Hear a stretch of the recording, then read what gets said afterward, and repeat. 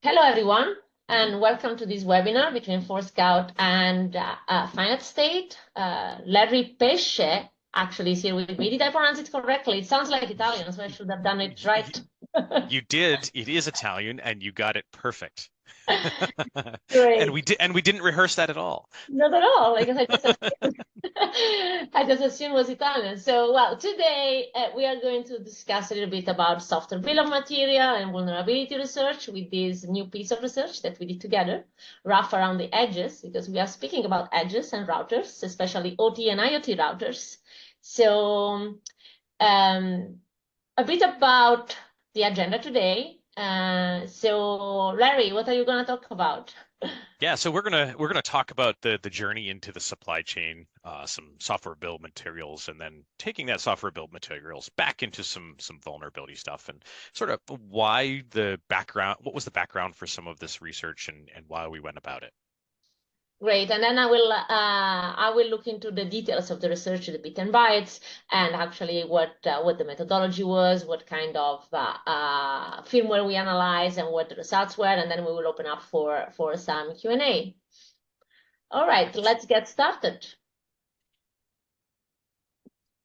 All right, so welcome to the supply chain. We're going to take a journey and then come back again. And I'm one of those kind of folks that enjoy metaphors, and I've been a huge movie buff. So when we started talking about, hey, let's go on this journey, this really reminded me sort of a lot of the Lord of the Rings sort of series and so forth. So I have a little bit of comparison and some contrast and stuff to some of those. But what we really went on this journey was about some software development lifecycle and some supply chain security portion. And to go on that journey, we needed some input. And in the case, it may be some firmware, an individual piece of binary, or some source code, which was then used to develop a software bill of materials, an SBOM, with all of the components in that SBOM to provide some enrichment. So we've got a list of components, but what do those components match to for some vulnerability data? And that's where the enrichment comes in. And even taking that further, where does that vulnerability data tie into proof of concept exploitability code and so forth? So marrying that with some threat intelligence. Now, arguably, this sounds pretty easy, but doing this for all of your software components, including your first party and your third party, the stuff you develop, the stuff that you're pulling in from open source or from other developers, starts to get to be a challenge depending on where you're starting to generate this software bill of material. So this can potentially start to get to be a complex journey. So you're having to go through over the mountain or through the dead marshes, depending if you're going source code or binaries and so forth. But maybe there's a shortcut under the mountain instead of over. And we saw that in the movies that they took a shortcut through the mountain or under the mountain. And that was also met with some challenges, specifically thinking about taking those shortcuts by getting the appropriate data from your suppliers upstream for software bill of materials and so forth. Now, doing one of these devices might be pretty easy. But when you start doing this at scale, all of these challenges compound all of these issues, from getting the original documents to potentially even doing some of these analysis, regression testing, comparison between different devices, an overall inventory of everything in your environment. And now we start having more and more challenges. All right, so let's go to the next slide. Yeah, so actually, why did we join our forces and strength together? Forescout, the research side of Forescout, which I lead, is not new to vulnerability research for supply chain. Actually, we have done, since 2020, we have discovered more than 200 vulnerabilities as a team, and 100 of them or more actually are supply chain kind of vulnerabilities. Especially we work on Project Memoria, which if you didn't read about, I really invite you to go on our website to read about it. It's a big project where we looked at the TCP/IP stacks. TCP/IP stacks are the core components of any kind of communication. And we look at both closed source and open source and try to understand what are the common mistakes. And actually what I loved about this project, the Project Memoria is an umbrella term where we actually had under Project Memoria, we have done 6 different reports, and every report look at the problem from a different angle. It look at problems like misinterpretation of RFC. So like when the definition on how protocols should look like are maybe open to misunderstanding, that's where developers make mistakes, and that mistakes sort of ripple down.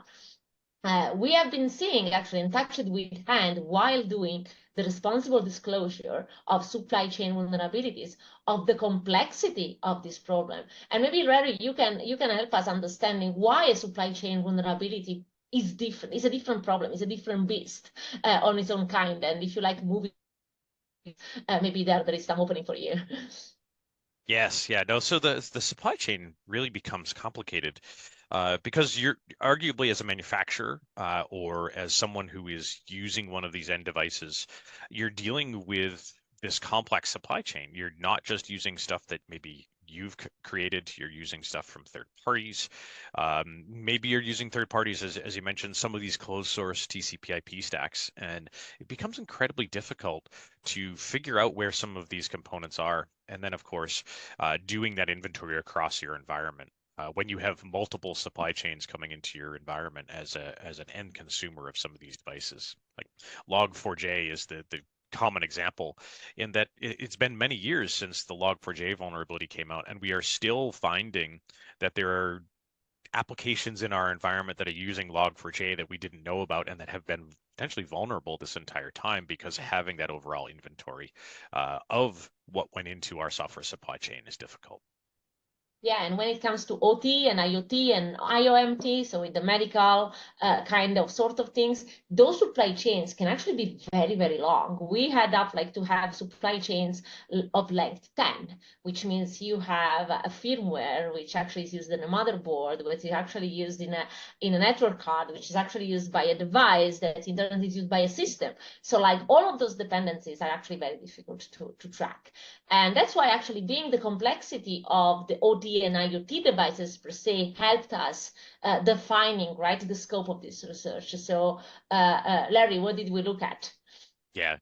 So specifically for this particular research, we focused on some gateway routers, specifically in use in sort of critical infrastructure type of environments, for sort of smaller type of remote office situations, or not necessarily office, but installation of something like a transfer station or something of the like.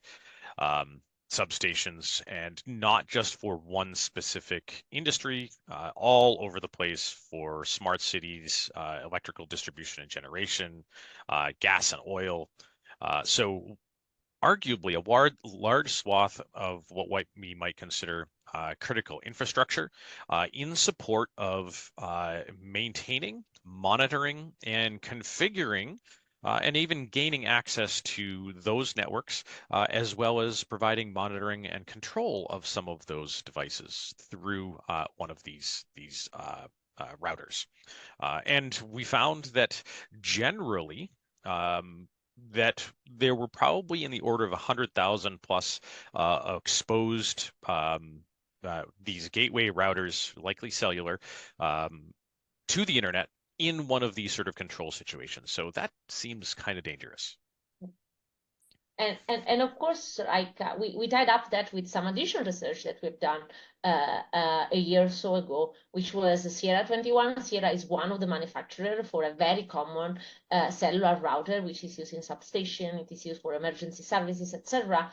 And what we found there, which actually was the driver for this research, is that most of the vulnerabilities we have found in this research were 21 vulnerabilities. Actually, I think 15 out of 21 were coming from open source components. So our research question then for this new research was, all right, what about how common it is to use open source components into IoT routers? And those are actually the research question that we had for the report that we are discussing right now, correct? Correct. And arguably, it was a little bit further in expansion of scope of Sierra 21, where Sierra focused on those devices using Sierra wireless chipsets and so forth.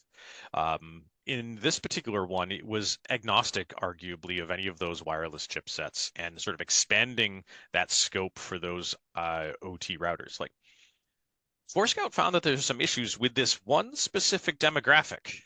But what does it look like at an even larger scale? Right. So just greater than the Sierra wireless stuff here. So some of the things that we wanted to accomplish. Do you want to take this, or do you want me to do this? No, go ahead. Okay. So some of the things that we wanted to accomplish was pick a selection of broader scope wireless devices for these routers. Come up with some software build materials so that we could identify common third-party software in use, open source or otherwise. Take a look at those individual versions. So step number 2, to look at sort of what component decay would look like. What versions are the manufacturers implementing? How old are they?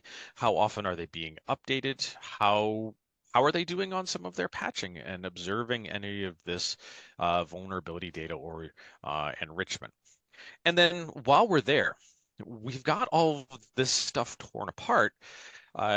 Why don't we look and see what some of the other best practices that these manufacturers may be doing to help secure the devices as they're moving forward? And they should be realizing that security is evolving and that their devices should be evolving too.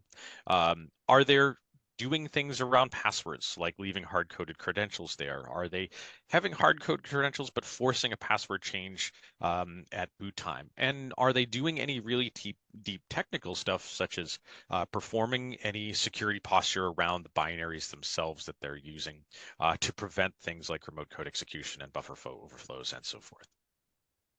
All right, yeah, indeed, that was the setup. So that was the goal. We partnered together, and let's go to see some of the results that we got from this research. So just a little bit more about the methodology. So what we did was identifying the set of firmware we could analyze. And we started from a quite wide set, like 290 firmware images. But whenever you are doing vulnerability research, and in turns, whenever you are doing like bomb analysis, what is difficult is like, can we actually analyze those binaries, right? And not all of them are easy to analyze. So from them, we got 39, because for 39 of them, for instance, they were not encrypted, and we actually could get access to the binary we could download, and they were available. And from them, we selected 5 vendors, or again, like by identifying those that produce IoT and OT routers. And also we preferred routers that are quite popular. So according to our research and the market penetration, and also how many of them are actually available on Shodan. So how many of them are reachable from the internet. So the final 5 elements, actually routers that made to the list, are listed here in this table, and are IKST, MDX, Teltonika, and Unitronics. Another reason why we pick some of those, especially Teltonika and Unitronics, is because if you have been following threat activities against OT, you might know that both Teltonika and Unitronics have been recently targeted by threat actors, and there have been by activists to actually show that some damage by getting access to the network of critical infrastructure via those routers can be made. Larry, do you want to help us understand the actual flow on how we collaborated, how we used the Finite State platform to actually support this kind of research? Yep, absolutely. And I think that's some of where finite states analysis really comes into play, is starting at the 290 firmware images across those 39 manufacturers. Like, this is arguably a problem that many organizations would find, and that trying to do all of this manually to come up with some of their items in their inventory and their environment that are of the highest risk, you really need some automation. And I think that's where we really came to play here, is being able to automate doing that analysis, generating SBOMs, getting the vulnerability and threat intelligence enrichment for 290 potential options here to really help narrow down some of those things for Forescout to dig into to perform then manual validation and adding some additional custom stuff on top of that. So it was a great Right. marrying to, hey, let's do all of this stuff to get down to some really good distilled research. And you saved like a lot of times, right, from our researchers, so they actually could focus at the end once they got the results to understand some of the findings, which I find actually quite interesting. So we had 5 main findings, and here you have the first 3. Something that we saw is that 4 out of the 5 products we analyze actually share OpenWRT as a operating system. So this is like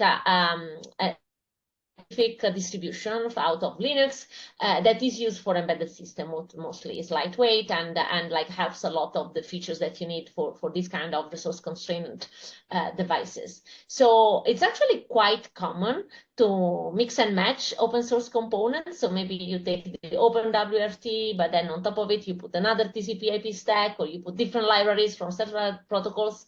And what happens though is that when you do that, as a manufacturer of any kind of product, you need to take into account that now your software development cycle also is heavily dependent on the software development cycle of that open source component. What we realize though is that this doesn't seem to be actually the case, because while OpenWRT gets updated regularly, when we want to calculate, for instance, the average age of the open source components in these different routers, we saw really high numbers. So what you see here on the charts is both the average age of a component and the maximum age of a component in months.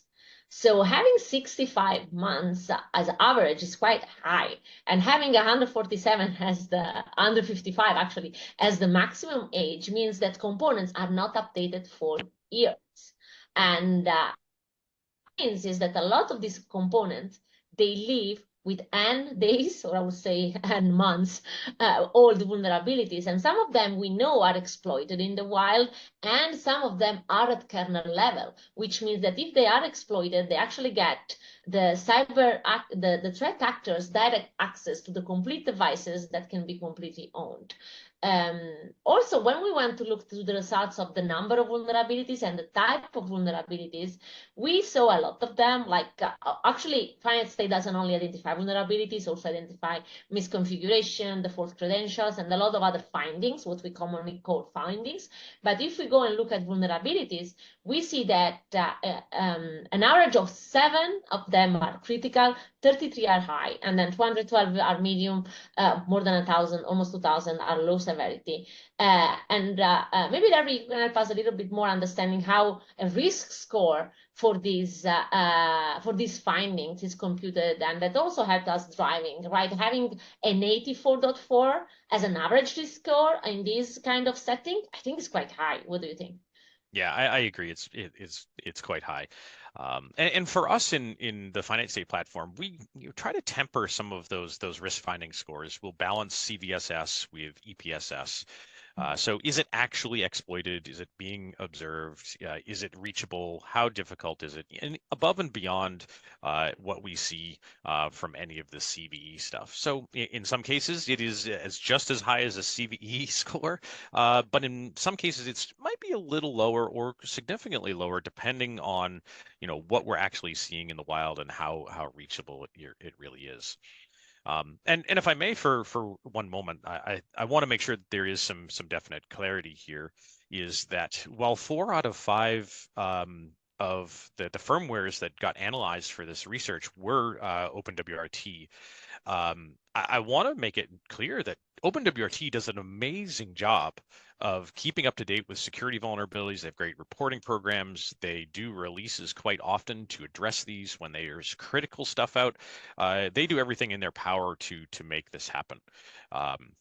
So we're not picking on OpenWRT that it's bad, but it very much speaks to the component decay in that many of these manufacturers were using OpenWRT that they're not keeping up on their supply chain being openware, and they're not pulling in those new versions. Hence why we have some of the stuff with some significant age and some significant older vulnerabilities. Right, exactly. It's like the supply chain development cycle is not really taking into account, right? It seems like take like off the shelf, use and keep it forever, which actually brings to these kind of issues. Especially if we go to finding number 3, where we look at the number of vulnerabilities, to the fact that some of these vulnerabilities are actually public available, and on average, actually 20 exploitable end days of those vulnerabilities actually affecting the kernel, again, which makes the level of risk of these components quite high for any organization that has those routers and doesn't do like an effectively security strategy, maybe because it's not enabled, right? Like for asset owner, it's very difficult for them to know, okay, I have a router from this brand, what's the problem with it, right? What are the vulnerabilities? Because they need to really dig deeper than only what is easy to match. So there is like the need to go and look at each and every component, and we've seen how many components there are. So the scale for doing the risk assessment coming from the usage of those kind of devices is quite complicated, and it's quite time consuming. Agreed. Something else you want to add, Larry? Nope, I was just agreeing with you. Okay.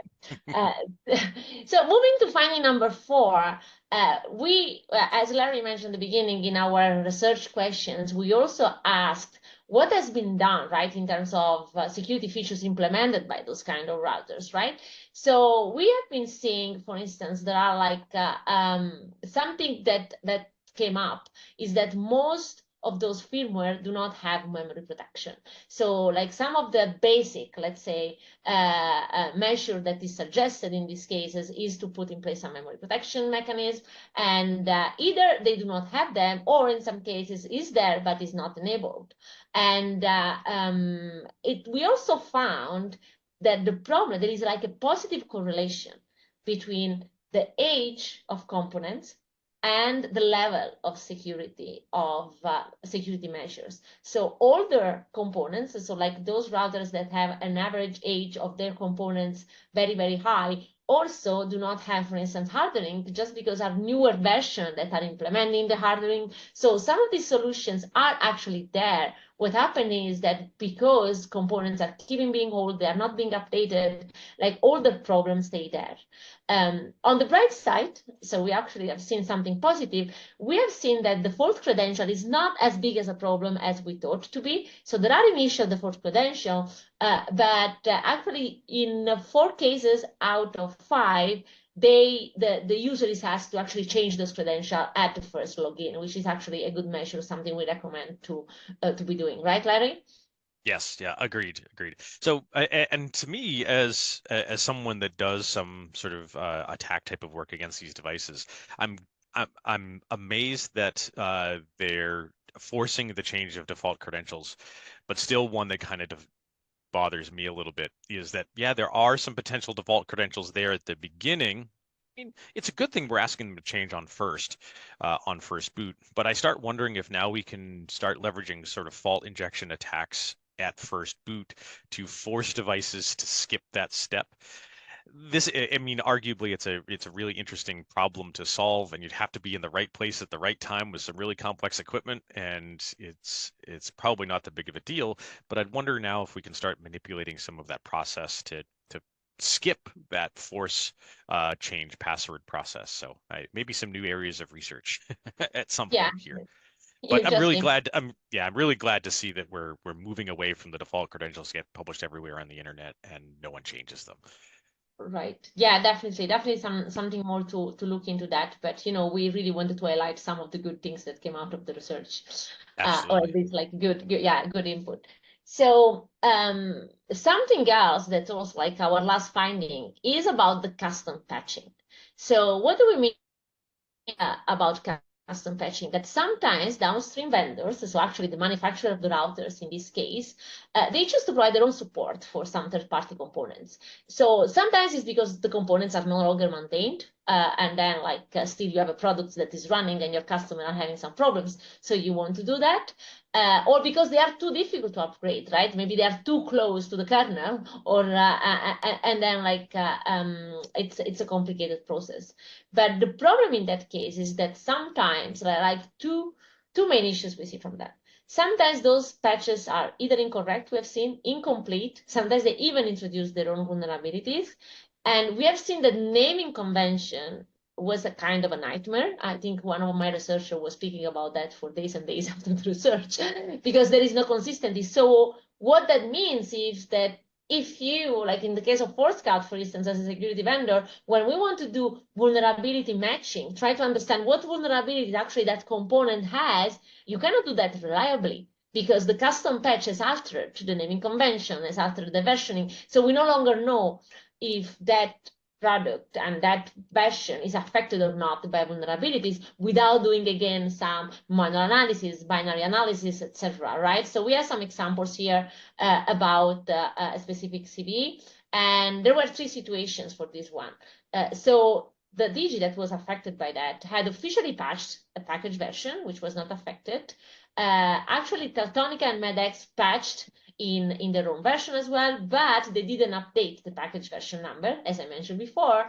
And Unitronics, the other vendor we analyzed, actually they attempt a custom patch, but they did it wrong. So they actually introduced new vulnerabilities that actually continue to be exploited. So they really didn't fix the problem, although they tried. So basically for the same vulnerabilities, you have 4 different responses, which actually makes, again, very complicated for asset owners to understand what risk those devices are actually currently bringing to their organizations, right? Yeah. So if I may, on some of those cases, you know, and pure conjecture here, I'm just guessing. I wonder if Unitronics wanted to get their own custom patch out before the official patch was out, so that they could be ahead. And instead, it kind of bit them in that, yeah, the custom patch that they tried to implement really didn't fix the problem, but then arguably didn't go back for a bit of time to go back and implement the official patches. So it might have been a little bit of a two-way street there, and I'm just guessing there. Yeah, but there are also dependencies, right, within your own code. Maybe you have done Right. some modification, and changing your own code depending on someone else that's releasing the code maybe introduces some more complication that you wanted to have control on, right? So it is definitely a complicated problem to solve. Yeah, absolutely. And on the Teutonica and the MDEX ones, without updating the package version number, this drives me nuts. If you're going to apply a patch, your version is technically changing. Even if it's your own internal version, you should be updating the version number when it gets recompiled or repackaged into your stuff, so that there are now potential different matches for doing like SBOM enrichment and other stuff, even if it's all manual. Because you're now reliant on what version the manufacturer is calling it or you're calling it to match it against vulnerabilities. And now you're having potential false positives. But I'd argue that maybe go ahead and continue to do that. But this may also be where additional components of a software bill of material comes into play later on, something like VEX. So performing that analysis of your SBOM from your manufacturer, but the manufacturer providing the VEX enrichment to that SBOM to say, yes, we know we have this package, but in fact, it is not vulnerable because we have patched it out of cycle with some manual packages and not updating the version number because everything else is the same. Or we're not using this particular portion of the code, so it is in fact unreachable. So providing some more context around that vulnerability data in your enriched Yeah, software bill of materials. that will help. So what are the takeaways then about what can we do about this, right, as a community or as asset owners? Sorry. Yeah. Yeah, here it is. Yeah, so okay, a couple of the things that we found was that absolutely a lot of the manufacturers have lots of shared components. I mean, 4 out of 5 were using SBOM. 4 out of 5 dentists agree that you should be brushing your teeth every day. And when we start getting into those things with lots of open source components, that the vulnerability landscape is arguably going to look very similar across different manufacturers. and so forth. And a lot of the manufacturers are leveraging similar types of techniques to improve, and hopefully this will get better. Some of the other ones, we definitely need to have our device vendors update their components, back to the openware, using potentially a couple years old openware and or their individual components, that we need to start maybe doing a little bit better on some of that supply chain, at the manufacturer and or the application folks as well. And I think there's one line there right in number 2, that commitment to security by following along and updating components and doing additional things such as the additional protections around the binaries and so forth is a really great demonstration of a vendor's posture on security maturity, and commitment to the security of the devices that you're making. Okay. Go ahead. I see you ready to jump in. No, I was just to say that is that those are like things, of course, like there are different stakeholders. I just wanted to mention, and while like number 1 and number 2 are more for the manufacturer and like even for the community, number 3 and number 4 are more for the asset owner, right? If I am like I bought those devices right now and I have them in my infrastructure, and my infrastructure is actually maybe a critical infrastructure because those things are OT, IoT, and IoT, then we need more, right, than relying on the developers. So maybe that's where a solution like Finite State or solution like Forescout can help. So I just wanted to open up the way for you to speak about how SBOM and what a SBOM solution have to do right now in that kind of context.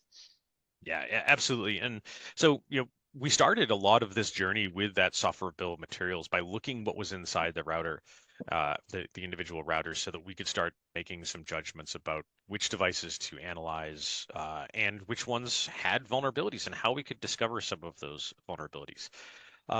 And as you mentioned, maybe that is getting left to us as an asset owner to do that stuff, and that becomes really hard. I think we're going to see a fundamental shift in some of the use of SBOMs throughout the world and product security, especially when we start talking government either programs or regulations. The one that comes to mind is the Cyber Resilience Act in the EU, where you need to be providing an SBOM as part of your delivery of devices, and that they need to be secure. So that's something definitely we can help with, generating the SBOMs at time of manufacture and or either for the asset owners, so that you can have that in a collection and you can start to analyze everything in your environment to help improve your overall security posture. Yeah, and also about the last point, whenever you have a device and you want to know what risk it poses to your organization, you need, as an asset owner, to assess what that risk is. And the risk is not only, you mentioned that before, Larry, right? Is not only the number of vulnerabilities, not even only the number of vulnerabilities that are critical, is how that device is configured, what ports are open, what kind of connection, is that segmented, is that has direct access to the internet, what kind of applications are running. Maybe you have that vulnerability in your devices, but maybe you have not enabled it because you are not using that application. The application is disabled. So lower down the risk. And so all of that needs to be taken into account. Sort of like marriage between having a SBOM, so making sure that we actually have the understanding of all the components that are out there and their vulnerabilities and their security issues that they bring, but at the same time understanding more than only that, but also like I sort of have a live picture of what that device is doing and how it's behaving, right? And I think the last couple of slides are really about how Forescout and how Finite State can help to solve this problem. So in the case of Forescout, for instance, what we do is really supporting organizations into understanding, wait, I think this, oh yeah, these slides need to be built. Sorry about that. Yeah, here it goes. So what we do at Forescout is like getting an understanding of all the devices that are into an organization with a very good way of understanding unmanaged devices, so OT, IoT, network devices, cellular routers, via fingerprinting them, we are understanding their communication. And once we identify them, And with the help, for instance, of a solution like a finite state, identify the SBOM of their components and their vulnerabilities. And then we see how they communicate, with who they communicate, with the help of all the partners we collaborate with. We have a very good picture of the level of risk that device brings the organization. And by adding on top of that, so the discovery, the assess of the risk, then we have the second part of what we offer, which is the detection, so continuous monitoring and what's wrong. It's really someone, because like you move from risk assessment to threat detection.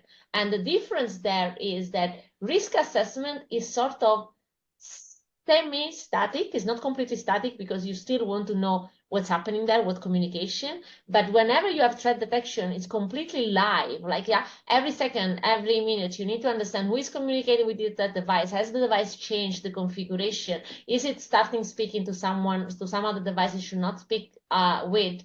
And do you actually have evidence of a threat, of an incident? And in that case, also support the response. So Forescout as a platform supports the whole journey from discovery, assess, detect, and respond to this kind of threat. And Larry, what about finite state? Yeah, so with finite state, when we start talking about the software bill of materials and our software supply chain, finite state can really give you some visibility into your vulnerability data, threat data, and all of the components within the software that you are delivering to your customers. Specifically, you start talking about that from the manufacturer's perspective, in that with some of our new merge base integration and acquisition, we can start that vulnerability analysis, that software bill of materials building, the days that you are committing code to your repositories. So you can generate the SBOM there. You can start doing that enrichment so that you can make assessment about what needs to be fixed there.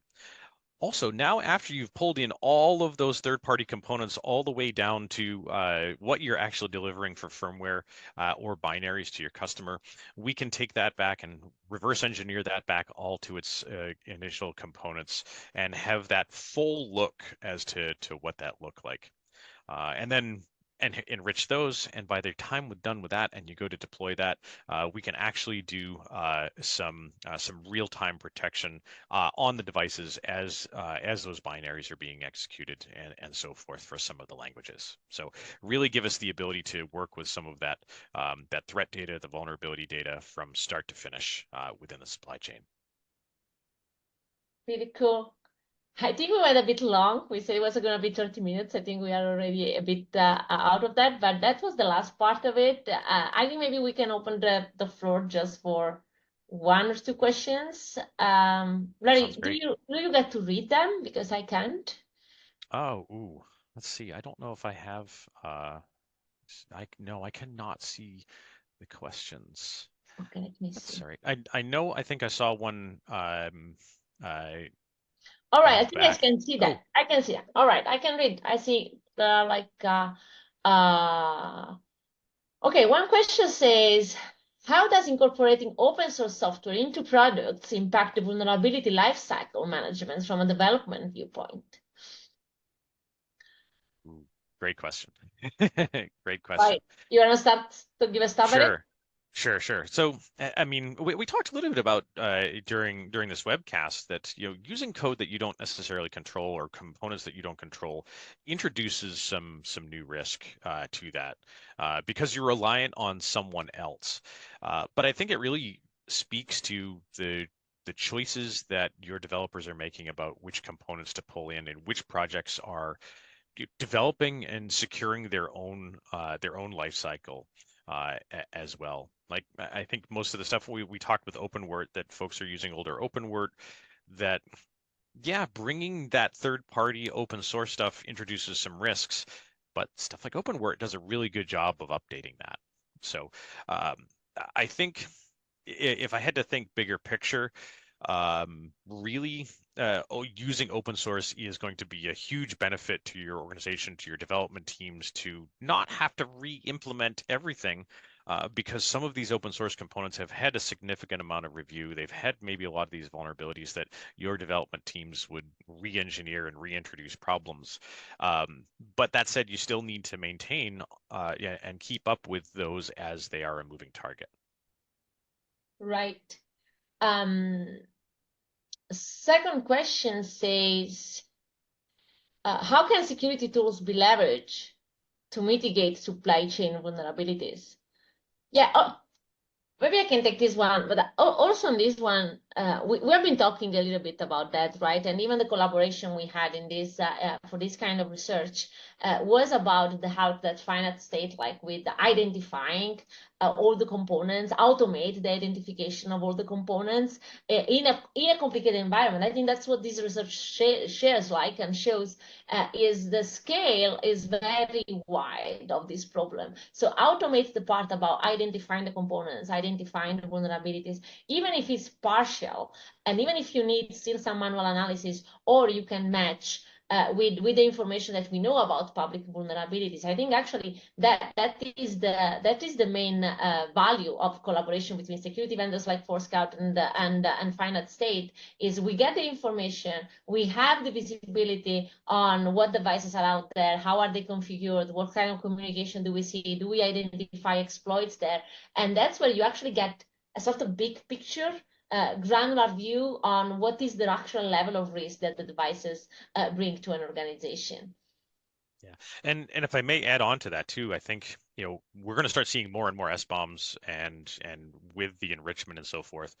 And I think one of the things that I've been sort of espousing and trying to get folks to realize is that you should be operationalizing your SBOMs, whether you're doing the development and you're a manufacturer, that you should be generating SBOMs often, enriching them, figuring out issues, and fixing them, and then regenerating an SBOM and fixing so that whatever comes out of the end of that cycle is the most secure that you can have it. But on the end user and the folks that are purchasing these products, you should be doing the same thing. You should be getting these SBOMs from your manufacturer, building those inventories, observing what vulnerabilities are currently when you purchase the product, and as time evolves, so that you can then change your own security posture about how folks access these devices and which types of services these devices still have turned on, and whether you're putting additional restrictions in front of them. So you use them both in a circular process, that you have an SBOM, you do some analysis, you perform some changes based on the risk, and then you do that all over again as time changes, because we're in a constantly evolving landscape. Yeah, that's good. I think we are at the end of this. I think we ate up a little bit of additional time. But I enjoyed this a lot. Actually, it was fun. I hope like it was also interesting for the listeners. Absolutely. I think it was a lot of fun. All right. Thank you, everyone. Thank you, Larry, for your support throughout this research and for this webinar. Thanks. Bye-bye.